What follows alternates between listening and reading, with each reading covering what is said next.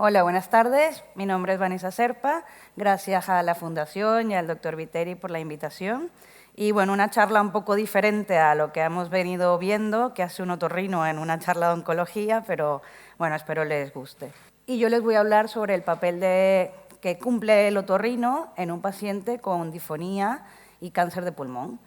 La disfonía o la alteración en las cualidades y la calidad de la voz cumple un impacto importante en los pacientes, sobre todo en pacientes con neoplasia de pulmón, ya que no solo hace un impacto físico y funcional, el paciente no se puede comunicar bien, presentan disfagia, un paciente que ya está vulnerable por lo que es el tratamiento o tras una cirugía, que vean alterado esa función de poder expresarse, de poder comunicarse, se ven aislados, hay un impacto emocional y psicológico, y a su vez, a veces, no siempre, pero a veces puede ir relacionado con una progresión de la enfermedad, el pronóstico, que eso también aún al paciente pues, le afecta a nivel emocional.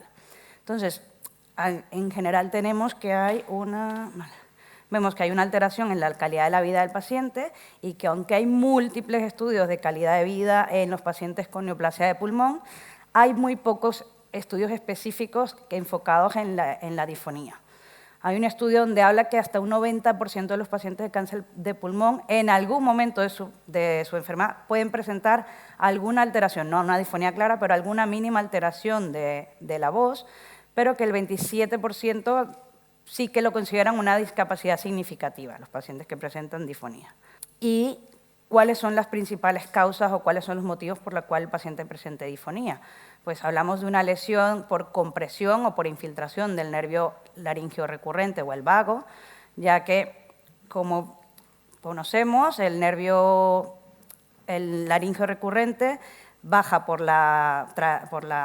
el surco traqueoesofágico, llega al mediastino, el izquierdo da la curva a nivel del arco aórtico y el derecho a nivel de la subclavia. Entonces, es una zona que puede haberse afectada por una tumoración avanzada, por enfermedad mediastinal, adenopatías supraclaviculares o cervicales, ¿vale? Y también puede ser una lesión iatrogénica, ¿vale? Posterior a una cirugía, una lobectomía alta o, sobre todo, cuando hay una disección de adenopatías a nivel mediastinal, donde, según los estudios, puede haberse afectado el nervio recurrente entre un 6 a un 30% de los casos. También hay otras causas con las cuales todos decimos, paciente con nuevo pulmón y disfonía, pues mira, una parálisis de cuerda vocal. No es del todo cierto, ¿vale? Hay muchas segundas neoplasias a nivel del área ARL, recordamos que hay muchos factores de riesgo que se comparten, pacientes fumadores, hábito enólico avanzado, y también efectos secundarios a los tratamientos oncológicos, la radioterapia, cuando tienen que irradiar pues, a nivel de la zona supraclavicular o un poco más arriba, puede haberse afectado porque irradian lo que es la cuerda vocal, y tratamientos como la quimio, donde el cisplatino hace un efecto neurotóxico al nervio, pero también con los inhibidores del factor endotelial de crecimiento, como el bevacizumab, se ha visto que pacientes presentan una disfonía, aunque esta suele ser una disfonía temporal, pero que es algo que hay que tenerlo en cuenta. Hablaremos sobre todo de la parálisis de cuerda vocal, que es la causa más frecuente. Cuando un otorrino ve una parálisis de cuerda vocal, se dice que pues, hay diferentes causas,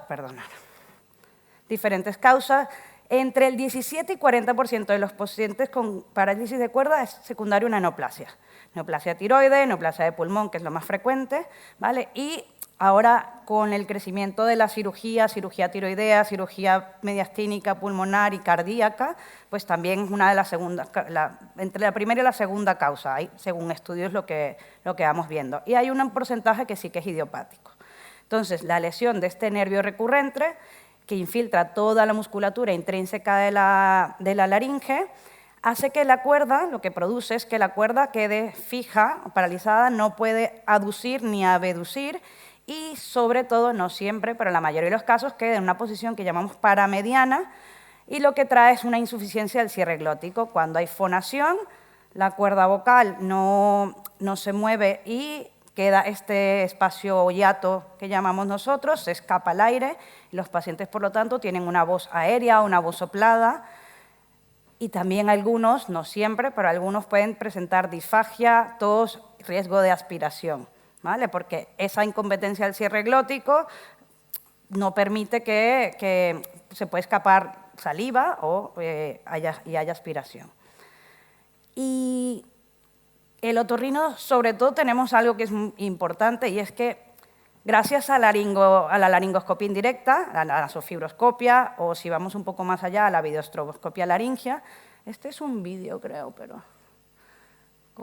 bueno, creo que no va el vídeo. Vale. La laringoscopia nos permite diagnosticar, ¿vale? Dar el diagnóstico. O sea, un paciente con una disfonía que tiene un cáncer de pulmón, dijimos que la mayoría de las veces es por parálisis, le haces un TAC, hay gente que le pide el TAC y dice, pues mira, tiene una parálisis de la cuerda. Pero realmente somos los otorrinos los que tenemos que confirmar que haya una parálisis de la cuerda vocal. ¿Por qué? Porque el TAC no es el método más sensible ni específico para diagnosticar la parálisis. Nosotros sí solemos luego pedir un TAC o una resonancia cervicotorácica, sobre todo para valorar si hay progresión de la enfermedad, si es una adenopatía nueva que ha salido, eso lo hacemos junto con los oncólogos, ¿vale? Y importante, en la unidad de voz en la que estamos, siempre hacemos un estudio funcional de la voz, una grabación de la voz del paciente, test de calidad de vida, ¿vale?, que para el paciente es importante y en base a eso pues, nos va a ayudar a decidir qué tratamientos o qué importancia le da al paciente a la disfunción que tiene de la voz. Y realizamos también una espirometría, porque como comentó el doctor cuando habló de la patología, la patología pulmonar, pues claro, si un paciente tiene la capacidad vital disminuida, un paciente que además tiene otra enfermedad, pues al no tener suficientemente fuerza para sacar el aire, pues la voz también se va a ver alterada. Luego tenemos la electromiografía laringia, que es una prueba mucho más específica, es un poquito invasiva y a veces no se hace siempre, ¿vale? Porque lo que nos va a ver es confirmar que esa cuerda vocal esté paralizada, ¿vale? Se coloca unas agujas a nivel externas, a nivel del músculo cricotiroideo y se ve si hay reclutamiento o no hay reclutamiento de la musculatura. Sobre todo lo indicamos en pacientes cuando es una causa iatrógena, en pacientes postquirúrgicos, por ver. El nervio está completamente seccionado, hay un daño axonal, tiene sobre todo un valor pronóstico. Y lo que se recomienda es hacerlo entre las 6 semanas primero y repetir uno a los 6 meses de la lesión por ver eso. En base a si la lesión es más permanente o que hay pronóstico de que recupere, se puede optar por uno u otro tratamiento. ¿Y qué tratamientos tenemos para la parálisis de cuerdas vocales? Pues, inicialmente, y ya lo verá el compañero que lo va a hablar después, nosotros indicamos rehabilitación vocal, logopedia es fundamental, nos ayuda a la capacidad de compensación, mejorar también parte de la deglución, pero no nos quedamos solo con la logopedia, que va muy bien, es un tratamiento un poco, a veces con 2 o 3 sesiones, la verdad que hay un cambio importante, pero hay veces en que pues, necesita o requiere más tiempo. Y entonces, ¿cuándo indicamos un tratamiento quirúrgico?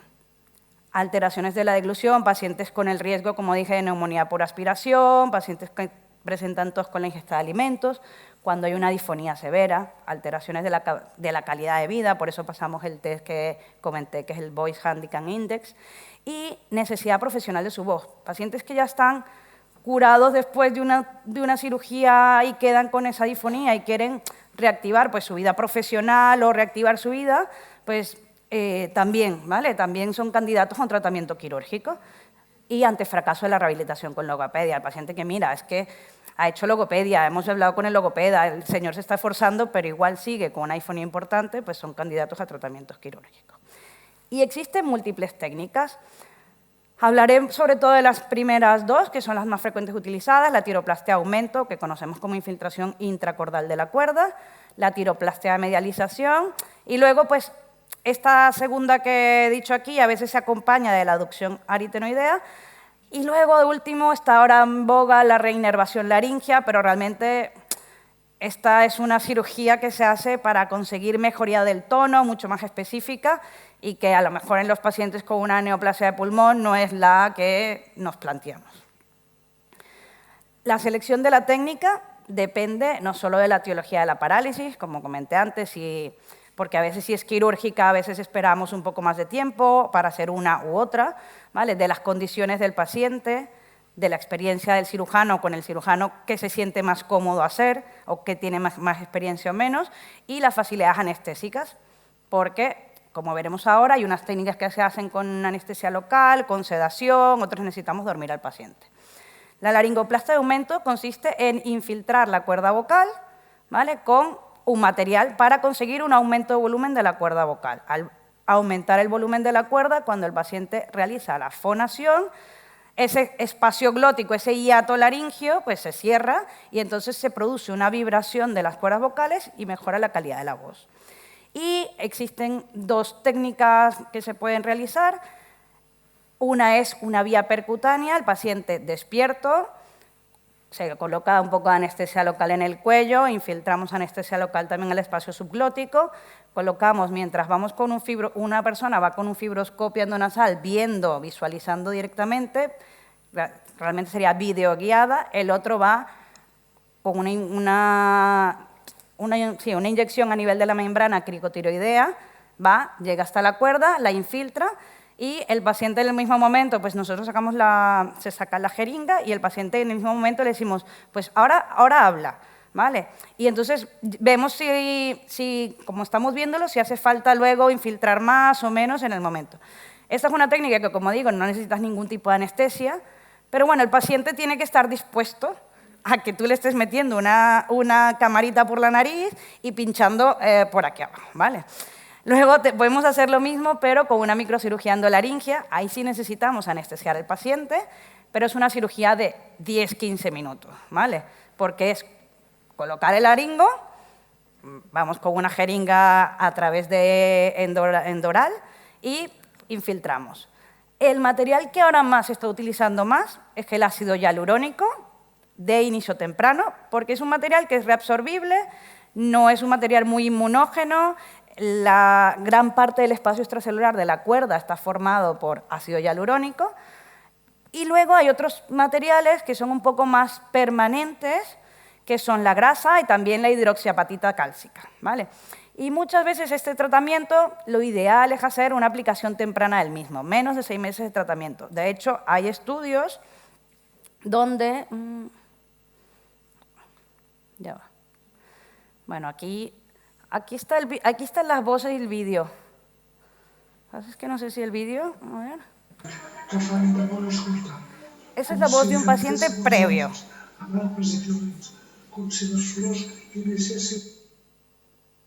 Y el posoperatorio, no se ven los vídeos, ¿verdad? Hola, buenos días, me llamo Joan Marc Juncá, estoy recién operado de la cuerda vocal con implantación de ácido hialurónico y estoy encantado porque puedo hablar y puedo entonar un poco la voz y poner el tono que yo quiero. Esto hicimos ácido hialurónico, pero también hizo logopedia, ¿vale?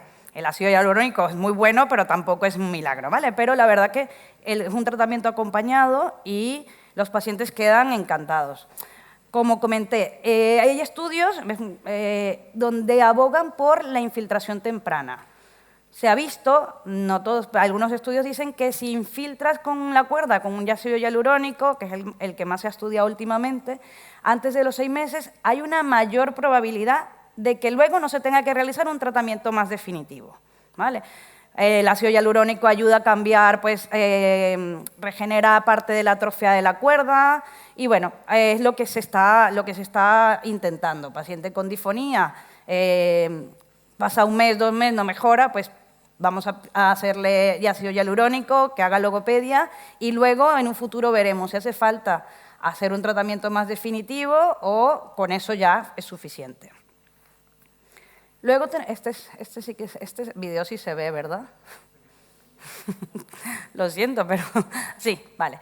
Luego tenemos la tiroplastia de medialización, que es el gold estándar desde que lo describieron, ¿vale? Es una cirugía abierta de cuello y lo que hacemos es crear una ventana a nivel del cartílago tiroides y colocamos una prótesis. Hay diversos tipos de prótesis, silicona, Gore-Tex, hay diseños manuales. Nosotros utilizamos las prótesis preformadas, ¿vale? Que eso, creamos una ventana y colocamos una prótesis justo en esa ventana que lo que va a hacer es empujar la cuerda vocal. Esta es una técnica que, aunque sea una cirugía abierta, la hacemos con sedación, ¿vale? Y vas a decir, wow, ¿la haces con sedación? Sí. ¿Por qué? Porque ponemos anestesia local, se damos al paciente que tenemos que contar con un buen anestesista para que el paciente no lo note, y cuando estamos probando las prótesis, porque hay diversos tamaños de prótesis, cuando vamos probando las prótesis le decimos al anestesista, bájale el nivel de sedación, y entonces le decimos al paciente, pues di una I, porque la I es la que utilizamos, la letra que utilizamos para a veces sacar los tiempos máximos de fonación. Entonces el paciente en el quirófano, cuando no puede, y luego le colocamos la prótesis y vemos que hay una mejoría o que doblamos incluso esos tiempos máximos de fonación. Entonces así sabemos que, que es la prótesis más adecuada. Como comenté, es un tratamiento más definitivo y lo dejamos o se recomienda realizarlo después de 6 meses o 1 año tras el diagnóstico de la parálisis de la cuerda vocal. ¿Por qué? Porque ahí damos margen a si esa cuerda vocal se va a recuperar o no, si esa parálisis va a mejorar o no, y también esperamos que la cuerda se atrofie, ¿vale? Porque si luego la corregimos y todavía la cuerda se sigue atrofiando, pues lo que hemos ganado al movilizar la cuerda al medio y ella se atrofiarse, pues el paciente con la larga puede volver a tener una disfonía. De hecho, nos pasó con un paciente, ¿vale? Un paciente oncológico, un cáncer de colon, metástasis a pulmón, que le hicimos la técnica estupendamente después de 6 meses, pero el señor luego perdió como 15 kilos de peso. Y él, con todo eso, decía, claro, es que he decaído mucho la voz. Claro, tú, al perder 15 kilos de peso, la atrofia que ya tenía y la falta de grasa, pues sí que se afectó. Y de hecho, a este paciente luego le infiltramos ácido hialurónico.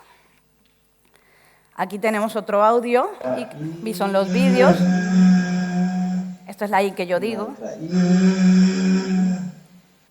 ¿Y el otro? Perdona, es que no puedo manejar yo el vídeo, ¿no?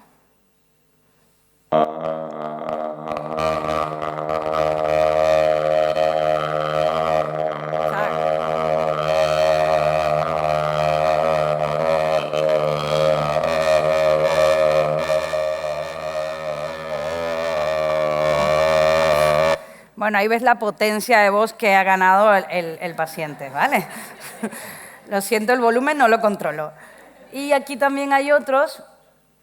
Lástima porque los vídeos son, en estos vídeos vemos cómo está la movilidad de la cuerda, cómo hay el cierre el cierre laringio, pero...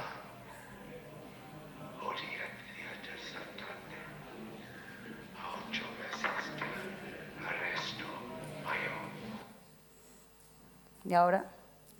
¿Pon el otro? Buenas tardes, Dr. Domènech. Gracias por todo. Ese es otro paciente que también, pues, este fue posterior a una cirugía curativa de cáncer de pulmón. Y como conclusiones, pues, tenemos que nuestro principal papel en esta patología es tanto el diagnóstico como el tratamiento, tener en cuenta, o sea, pensar en que hay alguien que pueda ayudar a estos pacientes, ¿vale? Que uno, es importante diagnosticar para descartar otras causas, ¿vale? Que la logopedia va muy bien y es fundamental, pero que también hay otras cosas que se pueden hacer, ¿vale? Y que combinando logopedia con tratamientos más rápidos, pues en un paciente que está en cierto estado de su vida, pues te lo agradece mucho.